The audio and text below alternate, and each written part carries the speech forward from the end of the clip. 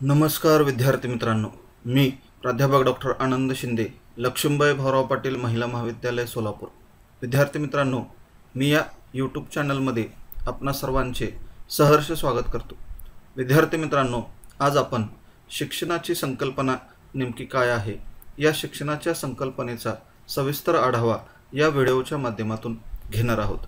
विद्यार्थ्यांनो, आजपर्यंत आपण तत्त्वज्ञानाची शिक्षणातील भूमिका हे जे पहिलं प्रकरण आपण सुरू केलेलं आहे, या पहिल्या प्रकरणामधून तत्त्वज्ञानाची संकल्पना नेमकी काय आहे, तत्त्वज्ञानाचा अर्थ कशा प्रकारे सांगितला जातो, त्याचबरोबर तत्त्वज्ञानाचे स्वरूप कसे आहे, तत्त्वज्ञानाचे मानवी जीवनाच्या दृष्टीने काय महत्त्व आहे, आणि त्याचबरोबर तत्त्वज्ञान आणि या तत्त्वज्ञानाचे जे वेगवेगळे संप्रदाय आहेत, त्या संप्रदायांचा आपण सविस्तर आढावा जो आहे तो आढावा गेल्या 4 ते 5 व्हिडिओच्या माध्यमातून घेतलेला आहे. आणि त्यानंतर या प्रकरणामधील पुढील जी संकल्पना आहे ती आहे शिक्षणाची संकल्पना. तर आता या शिक्षणाच्या संकल्पनेचा आपण या ठिकाणी आढावा घेणार आहोत. तर ही शिक्षणाची संकल्पना नेमकी काय आहे आता आपण बघू. शिक्षणाची संकल्पना बघत असताना आपण तत्त्वज्ञानाचे जे काही विविध संप्रदाय पाहिले, त्या संप्रदायाच्या माध्यमातून त्या संप्रदायामधला पहिला आणि सर्वात जुना जो संप्रदाय होता की जो आपण बघितलं भारतीय अध्यात्मवाद, आणि या भारतीय अध्यात्मवादानं सांगितल्याप्रमाणे परमेश्वराने सर्व सृष्टीची निर्मिती केलेली आहे. परमेश्वरच या सर्व सृष्टीचा निर्माता आहे, आणि या परमेश्वराची सर्वोत्कृष्ट निर्मिती जर कोणती असेल तर ती म्हणजे मानव प्राणी आहे. आणि मानव प्राणी आणि इतर प्राणी यांच्यामध्ये देखील फरक आहे. म्हणजे मानव हा सर्वोत्कृष्ट का आहे, तर मानव आणि इतर जे प्राणी आहेत त्या प्राण्यांमध्ये एक मूलभूत फरक आहे, तो म्हणजे मानवाकडं लाभलेली बुद्धिमत्ता. म्हणजे मानवाला लाभलेली जी बुद्धिमत्ता आहे, त्या बुद्धिमत्तेच्या जोरावर मानवानं आज जगात अनेक प्रकारचे प्रयोग केले जात असलेले आपल्याला दिसतात. आणि मानवेतर प्राणी जे आहेत, हे मानवेतर प्राणी केवळ आहार, निद्रा, भय आणि मैथुन, म्हणजे आहार, निद्रा, भय आणि मैथुन या 4 गोष्टींच्या चाकोरीमध्येच अडकून बसलेले इतर प्राणी जे आहेत ते इतर प्राणी आपल्याला आढळून येतात. मात्र मानवाचं तसं नाही. मानवाने आपल्या बुद्धिमत्तेच्या जोरावर आज जगामध्ये प्रतिसृष्टी निर्माण करण्याचं काम चालू केलेलं आहे, किंवा प्रतिसृष्टी निर्माण करण्यापर्यंत मजल मारलेली आहे. आणि ही मजल मारण्यामध्ये त्याला कशाची मदत झाली असेल तर ती म्हणजे शिक्षण. कारण शिक्षणाच्याच जोरावर किंवा शिक्षणाच्याच मदतीनं त्यानं ही प्रतिसृष्टी निर्माण करण्याचं कार्य जे आहे ते कार्य आज जगामध्ये करून दाखवण्याचं कार्य केलं आहे. तर पूर्वी जंगल आणि अरण्यामध्ये भटकणारा जो मानव आहे, आणि आज मंगळ आणि चंद्रासारख्या ग्रहांवर जाऊन वास्तव्य करणारा जो मानव आहे, या दोघांमध्ये जो काही फरक आज पडलेला आहे, त्या फरकाच्या पाठीमागं एकच महत्त्वाचं कारण आहे, ते म्हणजे शिक्षण. कारण शिक्षणाच्याच माध्यमातून आज मानव मंगळ असेल किंवा चंद्र असेल यासारख्या ग्रहांवर जाऊन राहण्याच्या, वास्तव्य करण्याच्या गोष्टी करतोय. त्याच्या पाठीमागं विज्ञान तंत्रज्ञानाचा विकास तर आहेच, मात्र विज्ञान तंत्रज्ञानाचा विकास होण्याच्या पूर्वी मानवाला शिक्षणाची गरज होती, आणि त्या शिक्षणाच्याच माध्यमातून पुढे त्यानं विज्ञान आणि तंत्रज्ञानाचा विकास घडवून आणला. आणि आज प्रतिसृष्टी निर्माण करण्याचं कार्य मानवाच्या हातून होत असलेलं आपल्याला दिसून येतोय. मानव असेल की जो जन्मापासून अगदी मृत्यूपर्यंत कोणत्या ना कोणत्या माध्यमातून त्याचं शिक्षण जे आहे हे शिक्षण चालूच असतं. म्हणजे त्याच्या शिक्षणामध्ये कधीही खंड पडत नाही. अनेक प्रकारचे अनुभव व्यक्तीच्या जीवनामध्ये जे त्याला मिळत असतात, त्या अनेक प्रकारच्या अनुभवांच्या माध्यमातून मानवाचं जे शिक्षण आहे ते शिक्षण चालू असतं. आणि मनुष्याचा सर्वांगीण विकास करण्याचे साधन म्हणून आपण शिक्षणाकडं बघतो. म्हणजे व्यक्तीचा, मनुष्याचा सर्वांगीण विकास झाला पाहिजे, हे जसं शिक्षणाचं ध्येय आहे, तर ते ध्येय साध्य करण्यासाठी शिक्षणाची जी मदत आहे ती मदत आपल्याला होत असताना आपल्याला दिसते. आणि मानवाबरोबरच ज्या देशामध्ये तो मानव किंवा व्यक्ती राहत असतो, त्या देशाचा सामाजिक, राजकीय, सांस्कृतिक आणि धार्मिक विकासामध्ये देखील शिक्षणाची अतिशय महत्त्वपूर्ण भूमिका असलेली आपल्याला दिसून येईल. म्हणजे व्यक्ती असेल किंवा राष्ट्र असेल, या दोघांच्याही विकासामध्ये शिक्षणाची भूमिका अतिशय महत्त्वाची आहे. शिक्षणाच्याच माध्यमातून या दोघांचाही विकास घडवून आणण्याचं कार्य जे आहे ते कार्य केले जाते. आणि त्यामुळेच ही शिक्षणाची नेमकी संकल्पना काय आहे, शिक्षणाचा नेमका काय अर्थ आहे हे आपल्याला पाहणं गरजेचं आहे। त्यामुळं मग ही शिक्षणाची संकल्पना काय आहे ते आता आपण बघूया। तर शिक्षणाची संकल्पना बघत असताना शिक्षणाचा जो अर्थ आहे तो शिक्षणाचा अर्थ अनेक दृष्टिकोनातून सांगितला जातो किंवा अनेक वेगवेगळ्या भाषेमधून सांगितला जातो। अनेक वेगवेगळ्या तत्ववेत्यांनी किंवा शिक्षण तज्ञांनी त्याचा अर्थ स्पष्ट करण्याचा प्रयत्न केलेला आहे। हे वेगवेगळे प्रकारचे अर्थ नेमके कोणते आहेत ते अर्थ आता आपण बघूया। तर त्याच्यातला पहिला अर्थ आहे तो म्हणजे शिक्षणाचा प्रचलित अर्थ। प्रचलित म्हणजे पूर्वापार चालत आलेला जो अर्थ आहे तो पूर्वापार चालत आलेला किंवा पारंपरिक अर्थ काय आहे तर लिहिता येणे वाचता येणे म्हणजे शिक्षण।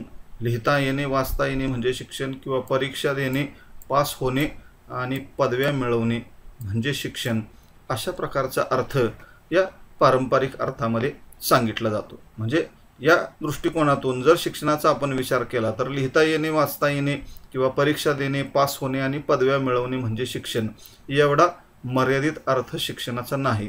परंतु बऱ्याच वेळेला शिक्षणाचा अर्थ सांगितला जात असताना असं सांगितलं जातं की मुलगा साधारणपणे 3-4 वर्षाचा झाला की त्याला शाळेमध्ये घातलं जातं, मग तो नर्सरीमध्ये जायला सुरुवात करतो। नर्सरीपासून त्याच्या शिक्षणाची सुरुवात होते आणि कुठली तरी एखादी पदवी घेतल्यानंतर पदवी घेतली, तो पदवीचं शिक्षण पूर्ण केला की मग त्याचं शिक्षण संपलं।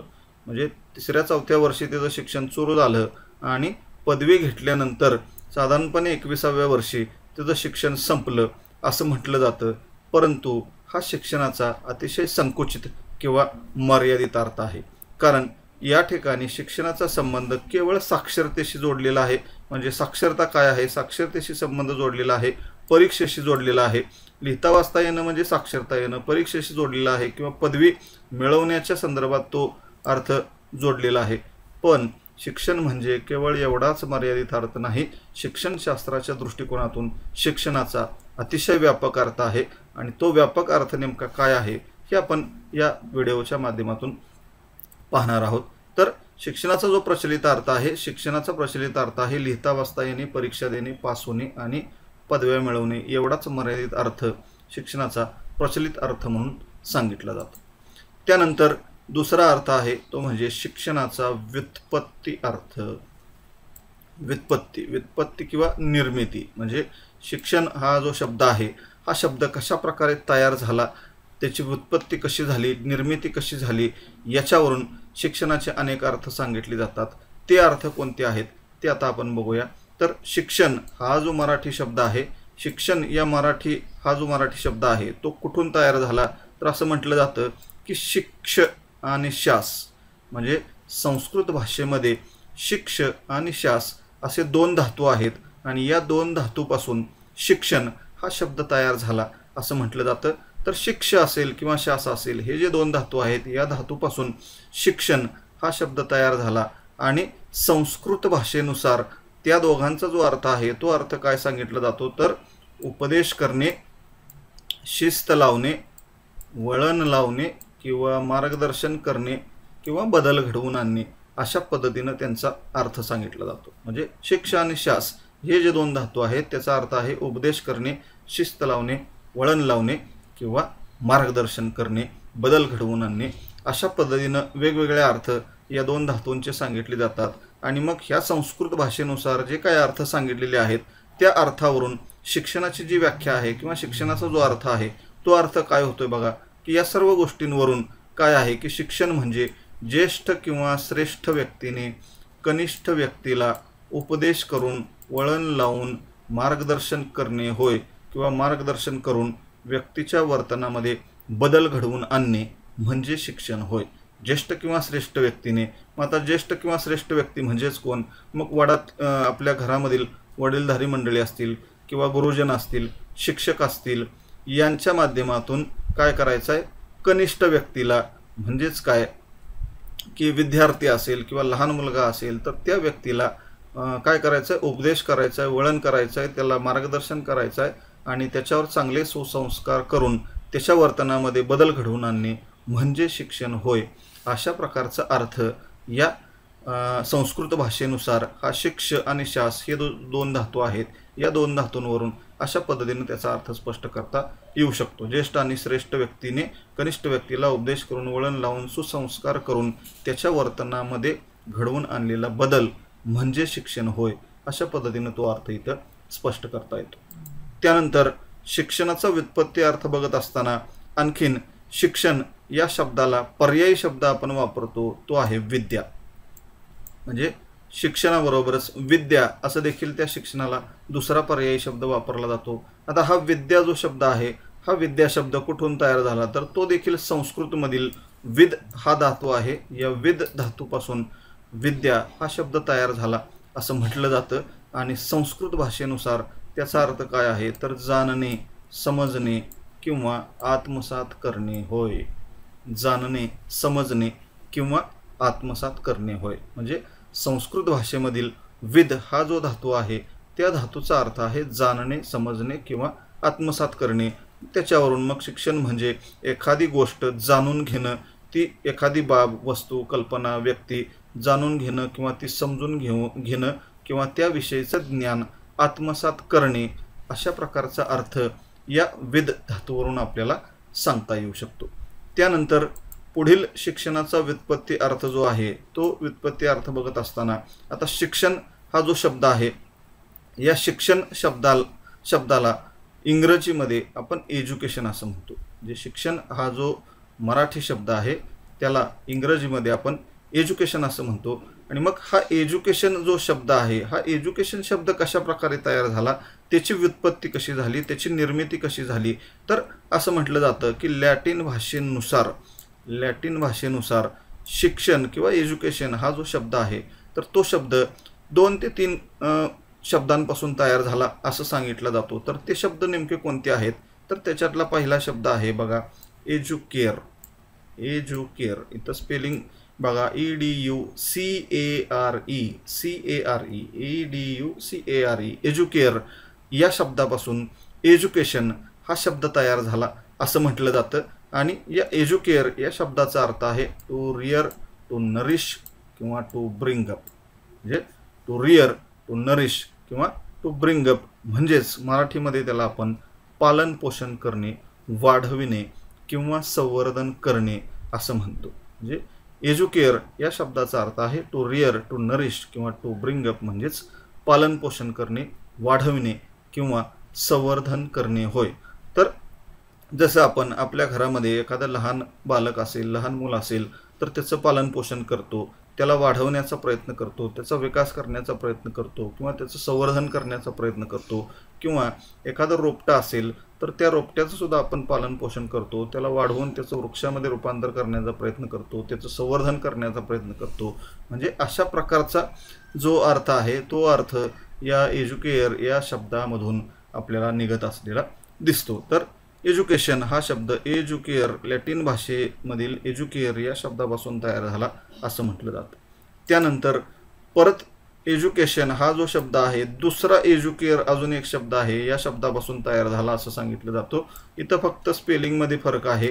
आपण मगाशी जो शब्द बघितला एज्युकेअर EDUCERE, मगाशी CARE होता, म्हणजे इथं ईच्या ऐवजी ए होता, इथं ई आहे.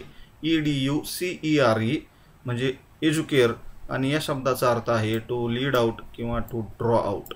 म्हणजे टू लीड आउट किंवा टू ड्रॉ आउट म्हणजेच काय, व्यक्तीच्या जन्मजात गुणांना जागृत करून त्यांचा विकास करणे म्हणजे शिक्षण होय. म्हणजे हा दुसरा एज्युकेअर जो शब्द आहे, त्या एज्युकेअर या लॅटिन शब्दापासून एज्युकेशन या शब्दाची निर्मिती झाली असं म्हटलं जातं. आणि या एज्युकेअर या शब्दाचा अर्थ आहे टू लीड आउट किंवा टू ड्रॉ आउट. म्हणजे आपण असं म्हणतो की व्यक्तीमध्ये अनेक प्रकारचे जन्मजात गुण असतात. मग एखाद्याला किंवा अनेक प्रकारच्या कला कौशल्य त्याच्याकडे असतात. कोण चित्रकलेमध्ये निपुण असतो किंवा कोण गाण्यामध्ये निपुण असतो, कोण भाषणामध्ये निपुण असतो. म्हणजे अनेक प्रकारच्या कला कौशल्य प्रत्येक व्यक्तीच्या अंगामध्ये दडलेले असतात, लपलेले असतात. त्या व्यक्तीच्या जन्मजात गुणांना जागृत करून त्यांचा विकास करणे म्हणजे शिक्षण होय.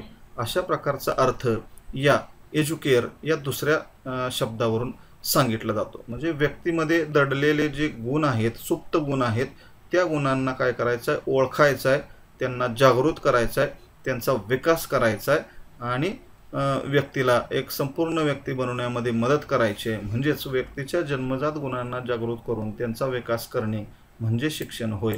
अशा प्रकारचा अर्थ या एज्युकेअर या शब्दावरून सांगितला जातो. त्यानंतर पुढील शब्द आहे तो म्हणजे एज्युकेटम. म्हणजे अजून एक शब्द सांगितला जातो इंग्रजीमध्ये इथं. एज्युकेटम म्हणजे लॅटिन भाषेनुसार एज्युकेटम या शब्दापासून एज्युकेशन या शब्दाची निर्मिती झाली असं देखील म्हटलं जातं, की ज्याच्यामध्ये एज्युकेटम हा जो शब्द आहे या शब्दाचा अर्थ आहे an art of training. An art of training म्हणजे प्रशिक्षणाची एक कला म्हणजे एज्युकेटम किंवा शिक्षण होय, अशा पद्धतीचा अर्थ सांगितला जातो. आणि त्याच्यावरून प्रशिक्षित करणे किंवा विशिष्ट कौशल्यासाठी वळण लावणे म्हणजे शिक्षण होय असा अर्थ गृहीत धरला जातो. एज्युकेटम म्हणजे प्रशिक्षित करणे, म्हणजे कुठलं तरी कौशल्य आहे त्या विशिष्ट कौशल्याचं प्रशिक्षण देणे. मग अगदी सायकल चालवणं असेल, पोहणं असेल, टायपिंग करणं असेल, कॉम्प्युटर चालवणं असेल, स्वयंपाक करणं असेल, अनेक प्रकारची जी कौशल्य आहेत ती कौशल्य व्यक्तीला शिकवणं आणि त्याला विशिष्ट कौशल्यासाठी प्रशिक्षित करणं किंवा वळण लावणं, ते विशिष्ट कौशल्याचं वळण लावणं म्हणजे शिक्षण होय. अशा प्रकारचा अर्थ या एज्युकेटम या शब्दाचा सांगितला जातो. म्हणजे इंग्रजीमध्ये जो एज्युकेशन हा शब्द वापरला जातो, त्या एज्युकेशन या शब्दाचे 3 अर्थ आपण बघितले आणि या तिन्ही शब्दांवरून शिक्षणाचा जो अर्थ वेगवेगळा सांगितला जातो या तिन्ही संकल्पना आपण पाहिल्या. त्यानंतर मग संस्कृतमध्ये देखील शिक्षणाचा अर्थ सांगण्याचा प्रयत्न केलेला आहे. म्हणजे आपण मराठी भाषेनुसार शिक्षणाचा अर्थ काय आहे, इंग्रजी भाषेनुसार शिक्षणाचा अर्थ काय आहे हे पाहिल्यानंतर आता संस्कृत भाषेनुसार शिक्षणाचा अर्थ नेमका काय आहे ते आता आपण बघूया. तर संस्कृतमध्ये अनेक प्रकारची वचनं सांगितली जातात की त्या संस्कृत वचनांनुसार शिक्षणाचा देखील अर्थ सांगण्याचा प्रयत्न केला जातो. तर संस्कृतमध्ये एक वचन आहे बघा, तमसोमा ज्योतिर्गमय. तमसोमा ज्योतिर्गमय. आता या तमसोमा ज्योतिर्गमय या शब्दाचा अर्थ आहे अंधाराकडून प्रकाशाकडे वाटचाल करणे. अंधाराकडून प्रकाशाकडे वाटचाल करणे म्हणजे तमसोमा ज्योतिर्गमय म्हणजे अंधाराकडून प्रकाशाकडे वाटचाल करणे असा अर्थ आहे. आणि यावरून शिक्षणाचा जो काही अर्थ सांगितला जातो तो म्हणजे शिक्षण म्हणजे अज्ञानरूपी अंधकारातून ज्ञानरूपी प्रकाशाकडे मार्गक्रमण करणे किंवा वाटचाल करणे होय. म्हणजे शिक्षणाच्या माध्यमातून काय करायचं आहे, अज्ञानरूपी ज्या व्यक्ती आहेत त्या अज्ञानरूपी व्यक्तींना ज्ञानरूपी आपल्याला बनवण्याचं काम करायचं आहे. अशा प्रकारचा अर्थ या संस्कृत वचनामधून सांगितला जातो की शिक्षण म्हणजे अज्ञानरूपी अंधकारातून ज्ञानरूपी प्रकाशाकडे वाटचाल करणे होय. तर आपण साधारणपणे मराठीमध्ये जी बाराखडी पण बघतो की जी अ आई पासून सुरू होते आणि ज्ञ पर्यंत जाऊन थांबते. म्हणजे अ म्हणजे अंधाराकडून तया सुरू झाली आणि ज्ञ म्हणजे ज्ञानरूपी प्रकाशापर्यंत जाऊन पोहोचली असं सुद्धा आपल्याला म्हणायला काही हरकत नाही. म्हणजे अ पासून सुरुवात होते आणि ज्ञ पर्यंत जाते. म्हणजे अंधाराकडून सुरुवात केली किंवा अज्ञानरूपी अंधकारापासून सुरुवात झाली आणि ज्ञानरूपी प्रकाशापर्यंत नेऊन पोहोचवण्याचं काम व्यक्तीला आपण केलं म्हणजे त्याला शिक्षित केलं असं देखील म्हटलं जातं. त्यानंतर पुढील एक संस्कृत वचन आहे अजून एक की ज्या संस्कृत वचनावरून देखील शिक्षणाचा अर्थ सांगण्याचा प्रयत्न केला जातो ते आहे सा विद्याया विमुक्तये. सा विद्याया विमुक्तये म्हणजेच काय की जी सर्व दोषांपासून मुक्त करते ती म्हणजे विद्या.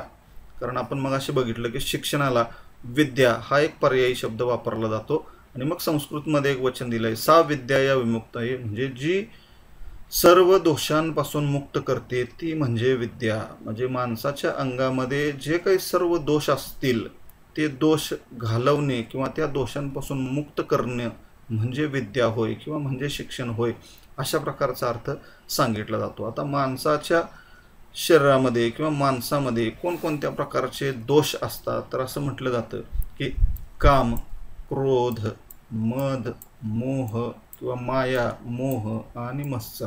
म्हणजे काम, क्रोध, मद, मोह, माया, मत्सर हे जे 6 शत्रू आहेत की ज्या 6 शत्रूला आपण षडरिपू असं म्हणतो. आणि हे माणसाचे 6 जे शत्रू आहेत, या 6 शत्रूंपासून माणसाची जे मुक्तता करते ते म्हणजे शिक्षण होय. म्हणजे 6 शत्रू काम, क्रोध, मद, मोह, माया, मत्सर हे जे षडरिपू आहेत, 6 शत्रू आहेत, या 6 शत्रूंपासून माणसाची जे मुक्तता करते ते म्हणजे शिक्षण किंवा ते म्हणजे विद्या.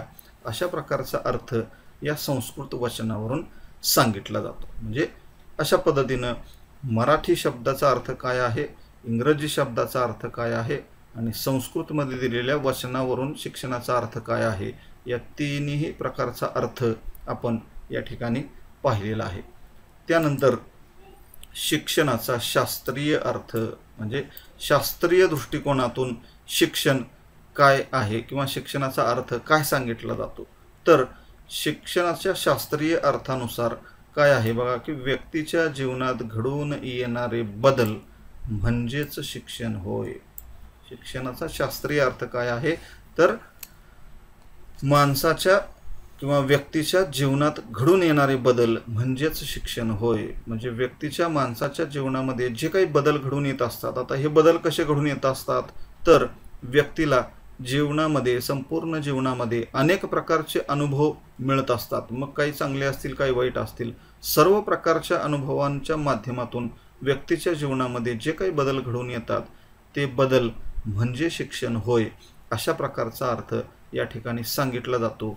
मात्र त्याचा अर्थ असा नाही किंवा त्याचा अर्थ असा होतो की काय योग्य दिशेनेच मानवी वर्तनात होणाऱ्या बदलाला शिक्षण म्हणता येईल. म्हणजे शिक्षणशास्त्राचा विचार केला, शास्त्रीय दृष्टिकोनातून विचार केला तर माणसाच्या जीवनामध्ये अनेक प्रकारचे बदल घडत असतात, पण सर्वच बदलाला आपल्याला शिक्षण म्हणता येणार नाही. का तर शास्त्रीयदृष्ट्या शिक्षणशास्त्रीयदृष्ट्या माणसाच्या जीवनामध्ये घडून आलेले, योग्य दिशेने घडून आलेले किंवा चांगल्या दिशेने घडून आलेल्याच बदलाला आपण शिक्षण म्हणू शकतो. वाईट बदल झाले तर त्याला शिक्षण म्हणता येणार नाही. म्हणून योग्य दिशेने मानवी वर्तनात होणाऱ्या बदलासच शिक्षण म्हणता येईल. वाईट दिशेने घडलेल्या बदलाला आपल्याला शिक्षण म्हणता येणार नाही. म्हणजे उदाहरणार्थ समजा आपल्या घरामध्ये लहान मुलं असतील आणि लहान मुलं अनेक वेळा शेजारी पाजारी किंवा आपल्या गल्लीमध्ये हाऊसिंग सोसायटीमध्ये जे काही इतर मित्रमंडळी असतात त्यांच्याबरोबर खेळत असतात आणि त्यांच्याबरोबर खेळता खेळताना समजा जर तो मुलगा शिव्या द्यायला शिकला, चोरी करायला शिकला किंवा वडीलधारी मंडळींशी उद्धटपणे वागायला शिकला, म्हणजे ह्या गोष्टी जर तो शिकला तरी देखील त्याच्या वर्तनामध्ये जर बदल घडूनच आला आहे, म्हणजे वर्तन त्याचं बदललं, शिव्या द्यायला शिकला, चोरी करायला शिकला किंवा वडीलधाऱ्या मंडळींशी उद्धटपणे बोलायला शिकला, म्हणजे तो काहीतरी शिकला, त्याच्या वर्तनामध्ये बदल झाला. मात्र हा झालेला बदल जो आहे हा बदल कसा आहे, वाईट झालेला आहे, वाईट दिशेनं झालेला बदल आहे. म्हणून आपल्याला त्याला शिक्षण असं म्हणता येणार नाही. कारण वाईट दिशेनं बदल जर झाला तर आपण त्याला शिक्षण म्हणू शकत नाही. तर व्यक्तीच्या सर्वांगीण विकासाच्या दृष्टीनं होणाऱ्या बदलाला आपण शिक्षण असं म्हणू शकतो. म्हणजे व्यक्तीचा सर्वांगीण विकास घडून येण्याच्या दृष्टीनं जे काही बदल होतील, चांगले बदल होतील, योग्य दिशेने बदल होतील, त्या सर्व बदलालाच शिक्षण म्हणता येईल. म्हणून शिक्षण म्हणजे बालकाचा अपेक्षित वर्तन बदल होय. अपेक्षित योग्य दिशेने होणारा वर्तन बदल म्हणजे शिक्षण होय. अशा पद्धतीनं याचा शास्त्रीय अर्थ सांगितला जातो. त्यानंतर पुढील अर्थ आहे तो म्हणजे शिक्षणाचा सामाजिक अर्थ. सामाजिक दृष्टिकोनातून, समाजशास्त्रीय दृष्टिकोनातून शिक्षणाचा अर्थ सांगण्याचा प्रयत्न केला आहे. शिक्षण म्हणजे समाजीकरण. शिक्षण म्हणजे समाजीकरण. आता समाजीकरण अशा प्रकारचा शब्द वापरला आहे की शिक्षण म्हणजे समाजीकरण. पण समाजीकरण म्हणजे काय हे आपल्याला कळाल्याशिवाय मग शिक्षणाचा अर्थ आपल्याला समजणार नाही. मग समाजीकरण म्हणजे काय तर समाजीकरण या शब्दाचा अर्थ आहे व्यक्ती जेव्हा स्वहिताचा, स्वार्थाचा त्याग करतो, व्यक्ती जेव्हा स्वहिताचा किंवा स्वतःच्या स्वार्थाचा त्याग करतो आणि केवळ समाजहिताचा विचार करतो, स्वहिताचा स्वार्थाचा त्याग करून केवळ समाजहिताचा विचार करतो आणि समाजाने ठरवून दिलेले काही संकेत असतील, आदर्श असतील आणि मूल्य असतील यांचं पालन करून समाजाचा एक जबाबदार घटक म्हणून जेव्हा जीवन जगतो तेव्हा त्याला समाजीकरण असं म्हटलं जातं. म्हणजे समाजामध्ये राहत असताना केवळ स्वतःच्या स्वार्थाचा विचार करून चालत नाही, तर त्या समाजाचं देखील भलं झालं पाहिजे ही भावना आपल्या मनामध्ये असली पाहिजे. आणि समाजामध्ये आपण एक जबाबदार नागरिक म्हणून जेव्हा जातो तेव्हा स्वार्थाचा तिथं त्याग करून केवळ समाज हिताचा विचार करून समाजाचंच हित कसं साधलं पाहिजे आणि त्यावेळेस समाजामध्ये राहत असताना समाजानं जे काही आपल्याला आदर्श मूल्य संकेत घालून दिलेले आहेत त्यांचं पालन करून आपण एक समाजाचा एक जबाबदार नागरिक या नात्यानं जेव्हा आपण आपलं जीवन जगतो तेव्हा त्याला समाजीकरण असं म्हटलं जातं. आणि शिक्षणाचा अर्थ सांगत असताना म्हटलं की शिक्षण म्हणजे समाजीकरण. याचा अर्थ शिक्षणाच्या माध्यमातून एक जबाबदार घटक किंवा समाजाचा एक जबाबदार नागरिक तयार करणं म्हणजे शिक्षण होय, असा सामाजिकदृष्ट्या शिक्षणाचा अर्थ आहे. म्हणून शिक्षण म्हणजे समाजीकरण असं म्हटलेलं आहे. त्यानंतर पुढील अर्थ आहे तो म्हणजे शिक्षण मानसशास्त्रीय अर्थ. म्हणजे मानसशास्त्रीय दृष्ट्या शिक्षणाचा अर्थ काय आहे, तर शिक्षण म्हणजे बालकाचा अपेक्षित वर्तन बदल होय. शिक्षण म्हणजे बालकाचा अपेक्षित वर्तन बदल होय. आता मानसशास्त्रामध्ये शिक्षणाला दुसरा एक पर्यायी शब्द वापरला जातो तो म्हणजे अध्ययन. तर अध्ययन म्हणजे बालकाचा अपेक्षित वर्तन बदल होय. ही व्याख्या आपण बघा शास्त्रीय दृष्टिकोनातून जेव्हा बघितली तोच अर्थ या ठिकाणी अपेक्षित आहे की अपेक्षित वर्तन बदल झाला पाहिजे किंवा योग्य दिशेनंच तो वर्तन बदल झाला पाहिजे तरच त्याला अध्ययन म्हणता येईल किंवा शिक्षण म्हणता येईल. साधारणपणे मानसशास्त्रीय दृष्टिकोनातून जेव्हा हा अर्थ सांगितला जातो तर त्याचा अर्थ असा आहे व्यक्ती परिसराशी समायोजन साधून, म्हणजे व्यक्ती ज्या परिसरामध्ये राहते त्या परिसराशी समायोजन साधून मिळतं जुळतं घेऊन जेव्हा ज्ञान, कौशल्य, सवयी आणि अभिवृत्ती किंवा अभिरुची आत्मसात करते आणि आपल्या वर्तनामध्ये अपेक्षित वर्तन बदल घडवून आणते तेव्हा त्या प्रक्रियेला अध्ययन असं म्हणतात किंवा शिक्षण असं म्हणतात. म्हणजे व्यक्ती किंवा बालक ज्या समाजामध्ये ज्या परिसरामध्ये राहत असतो त्या परिसराशी मिळतं जुळतं घेऊन किंवा समायोजन साधून त्या परिसरामधून ज्ञान, कौशल्य, सवयी किंवा अभिवृत्ती आत्मसात करते आणि आपल्या वर्तनामध्ये अपेक्षित वर्तन बदल घडवून आणते तेव्हा त्या प्रक्रियेला अध्ययन किंवा शिक्षण असं म्हटलं जातं. म्हणजे पण हा बदल कसा असला पाहिजे, अपेक्षितच असला पाहिजे, योग्य दिशेनंच झालेला असला पाहिजे. वाईट दिशेनं जर झाला तर त्याला आपल्याला शिक्षण म्हणता येणार नाही. म्हणजे मानसशास्त्रीय दृष्ट्या शिक्षणाचा अर्थ अशा प्रकारे सांगितला आहे की बालकाचा अपेक्षित वर्तन बदल म्हणजे शिक्षण किंवा अध्ययन होय. त्यानंतर पुढील काही अजून सर्वसामान्य अर्थ जे आहेत की सर्वसामान्य दृष्ट्या व्यवहारामध्ये अजून देखील आपण शिक्षण म्हणजे काय, तर शिक्षण म्हणजे सुसंस्कार असा देखील अर्थ वापरला जातो. म्हणजे शिक्षणाच्या माध्यमातून विद्यार्थ्यावर चांगले संस्कार झाले पाहिजेत, त्याला चांगल्या सवयी, चांगले वळण लागले पाहिजे, चांगले आदर्श मूल्य त्याला शिकवले पाहिजेत म्हणजे शिक्षण होय.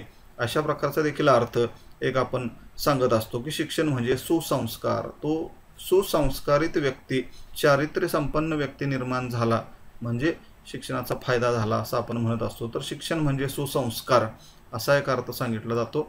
आणि अजून एक दुसरा अर्थ सांगितला जातो तो म्हणजे शिक्षण म्हणजे सर्वांगीण विकास होय. शिक्षण म्हणजे सर्वांगीण विकास. आता सर्वांगीण विकास म्हटल्यानंतर केवळ बौद्धिक विकासाचा त्याच्यामध्ये समावेश नाही, तर सर्वांगीण विकास म्हटल्यानंतर त्या व्यक्तीचा किंवा त्या बालकाचा शारीरिक विकास झाला पाहिजे, बौद्धिक विकास झाला पाहिजे, भावनिक विकास झाला पाहिजे, सामाजिक विकास झाला पाहिजे आणि नैतिक विकाससुद्धा झाला पाहिजे. म्हणजे हे 4-5 प्रकारचे जे विकास आहेत, या 5 प्रकारचे विकास जेव्हा एखाद्या व्यक्तीचे घडून येतील तेव्हाच त्याला आपल्याला सर्वांगीण विकास असं म्हणता येईल. सर्वांगीण म्हणजे सर्व अंगांनी त्याचा विकास झाला पाहिजे. केवळ बौद्धिक विकास, पुस्तकी ज्ञान दिलं म्हणजे तो सर्वांगीण विकास झाला असं नाही, तर त्याचं शरीर संवर्धन झालं पाहिजे, शारीरिक विकास पण झाला पाहिजे, भावनिक, सामाजिक आणि नैतिक विकाससुद्धा झाला पाहिजे. तेव्हा त्याला आपण सर्वांगीण विकास असं म्हणतो. म्हणजे सर्वसामान्य दृष्ट्या देखील शिक्षण म्हणजे सुसंस्कार किंवा शिक्षण म्हणजे सर्वांगीण विकास अशा पद्धतीचा अर्थ देखील सांगितला जातो. त्यानंतर अनेक प्रकारच्या तत्ववेत्यांनी किंवा अनेक शिक्षण तज्ज्ञांनी शिक्षणाचा अर्थ त्यांच्या व्याख्येमधून स्पष्ट करून सांगण्याचा प्रयत्न केलेला आहे. तर त्या व्याख्या कोणत्या आहेत त्या आपण बघूया. आता त्या व्याख्यांचं अधिक स्पष्टीकरण मी इथं देत नाही, केवळ त्या व्याख्या काय आहेत त्या व्याख्या आपण बघूया. तर व्याख्या बघत असताना भारतीय तत्ववेत्यांनी दिलेल्या ज्या व्याख्या आहेत त्या इथं दिलेल्या आहेत बघा. म्हणजे भारतीय तत्ववेत्ते, भारतीय शिक्षणतज्ज्ञ जे असतील आणि पाश्चिमात्य शिक्षणतज्ज्ञ जे असतील, या दोघांनीही शिक्षणाचा वेगवेगळा अर्थ सांगितला आहे किंवा शिक्षणाच्या व्याख्या स्पष्ट करण्याचा प्रयत्न केला आहे. त्याच्यामध्ये ऋग्वेद म्हणजे जे आपले 4 वेद आहेत, त्या 4 वेदामधील पहिला जो वेद आहे ऋग्वेद, त्या ऋग्वेदामध्ये काय शिक्षणाचा अर्थ सांगितला आहे बघा, की माणसाला जी स्वावलंबी आणि निस्वार्थी बनवते तीच विद्या होय.